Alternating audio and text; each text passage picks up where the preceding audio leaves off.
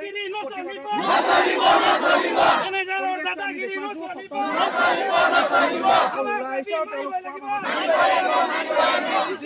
যিটো কাৰ্যালয় আছে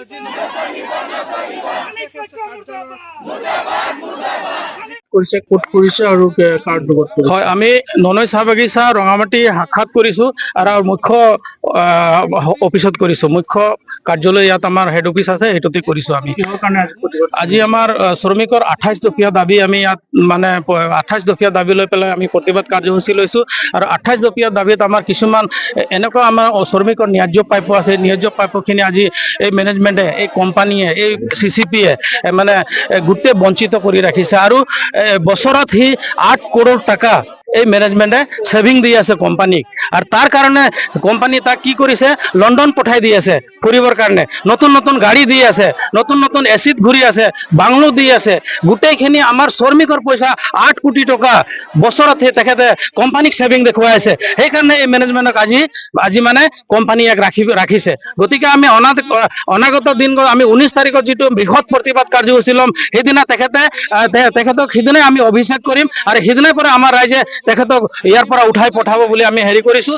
আৰু এতিয়া কথা হ'ল, পৰিচালক আছে যিজনে বাগান চোৱা কৰে, তেওঁৰ নামটো তেওঁৰ নামটো উদয় ভানু দাস। তেওঁ সম্পূৰ্ণ গোটেই গোটেই হস্পিটালৰ পৰা, বাগিচাৰ পৰা লৈ পেলাই গোটেই মানে ন্যায্য প্ৰাপ্য শ্ৰমিকক নিদিয়াৰ কাৰণে আৰু তাৰ বাজেট বচাবৰ কাৰণে সি গাফিলতি কৰিছে।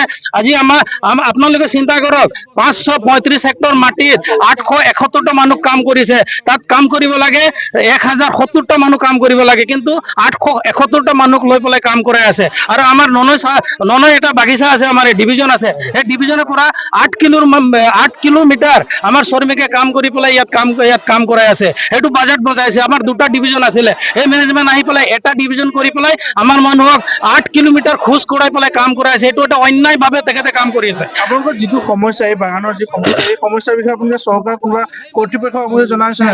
আমি চবকে জনাইছোঁ, কৰ্তৃপক্ষক জনাইছোঁ, আমি প্ৰশাসন বিভাগক জনাইছোঁ, আমাৰ লেবাৰ ডিপাৰ্টমেণ্টক জনাইছোঁ, আৰু আমি ওপৰত আমাৰ CCPক জনাইছোঁ, GMক জনাইছোঁ, আমাৰ চেণ্ট্ৰেলতো জনাইছোঁ। গোটেইখিনি আমি কাগজখিনি দিছোঁ, যাতে আমাৰ চাহ শ্ৰমিকৰ যিটো ন্যায্য প্ৰাপ্য এইটো যাতে সুচাৰুৰূপে পায়, তাৰ প্ৰতি লক্ষ্য ৰাখি আমি গোটেই ৰাইজৰ লগত মতামত আৰু আমাৰ ইউনিয়নৰ লগত মত বিনিময় কৰি আমি এই গ্ৰিভান্সটো 28 দফীয়া বনাইছোঁ। কিন্তু আজি এইটো বহুত দিনৰ পৰা এইটো সমস্যাটো আমাৰ বাগানত হৈ আছে। আজি চিন্তা কৰক যে পানীটো আমি খাব, এইটো পানী আমাক খুৱাইছে, একেবাৰে লেতেৰা পানী খুৱাই আছে। আজি কোম্পানীয়ে কৈ আছে, মেডিকেল ডিপাৰ্টমেণ্টে কৈ আছে, আমাৰ লেবাৰ ডিপাৰ্টমেণ্টে কৈ আছে আপোনালোকে ভাল পানী খাব।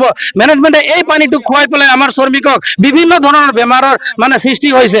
আৰু আপোনালোকে জানে যে পানীতে আমাৰ চবত মানে বেমাৰটো পানীৰ পৰাই হয়। তেখেতক জানে, লেবাৰ ডিপাৰ্টমেণ্টে জানে, মেডিকেল বিভাগে জানে। কিন্তু আজি আমাৰ মানুহ প্লাকিং এৰিয়াত, ফেক্টৰীত, হস্পিটেলত আজিলৈকে বিশুদ্ধ খোৱা পানী খাব পৰা নাই। কিয় পৰা নাই? আজি পানীৰ ব্যৱস্থাত কি পইচা লাগে নেকি? আজি এই মেনেজমেণ্টে পানীৰ পৰাও বাজেট কাটিছে। মই অলপ আগত আপোনালোকক ক'লো 8 কৰোৰ টকা বছৰত এই মেনেজমেণ্টে কোম্পানীক ছেভিং দেখুৱাই আছে। আৰু সেই পইচাটো হয় আমাৰ চাহ শ্ৰমিকৰ পইচাটো হয়। আজি আমি ক'ব বিচাৰিছোঁ, আমাৰ ইয়াত যিখিনি সমস্যা আছে, এই সমস্যাটো একেবাৰে মানে কিমান কম, আমি ইমান সমস্যা হৈ গৈছে যে, গতিকে এই সমস্যাৰ ওপৰত আমি এতিয়া ক'ব গ'লে বহুত সময় লাগিব। গতিকে এই মেনেজমেণ্টক আমাক নালাগে বুলি আমি প্ৰতিবাদ কাৰ্যসূচী, আমি বৃহৎ প্ৰতিবাদ কাৰ্যসূচী ৰাখিছোঁ। আৰু এই কাৰ্যসূচীত তেখেতে সিদিনা ইয়াৰ পৰা বিদায় হ'ব বুলি আমি সমূহ ৰাইজে এইটো সিদ্ধান্ত লৈছোঁ। আজি আমি প্ৰতিবাদ কৰিবলৈ লৈছোঁ। আমাৰ প্ৰায় 28 দফীয়া দাবী লৈ পেলাই আমি ইয়াত প্ৰতিবাদ কৰিবলৈ লৈছোঁ। সেই 28 দফীয়াৰ দাবী আমি বহুবাৰ নিবেদন কৰাৰ পিছতো আজি আমাৰ ননৈ চাহ বাগিচাৰ পৰিচালক মহোদয়ে কোনো ধৰণৰ ব্যৱস্থা গ্ৰহণ নকৰাত আমি অনিচ্ছা সত্ত্বেও আজি আমাৰ শ্ৰমিক ৰাইজে ইয়াত আন্দোলন কাৰ্যসূচী কৰিবলৈ বাধ্য হৈছে। 1 নম্বৰ কথা হৈছে, মই ক'ব বিচাৰিছোঁ, চিকিৎসালয়, মানুহৰ জীৱন মৰণৰ ঘৰ হ'ল চিকিৎসালয়খন। ইয়াত চিকিৎসালয়খনত মানে এনেকে অন্যায় কৰিছে। আপুনি যদি খোৱা পানী চাব বিচাৰে, আপোনালোক প্ৰমাণ কৰিব, তাৰ খোৱা পানীটো হ'ল ঘোলা পানী, খোৱা পানী।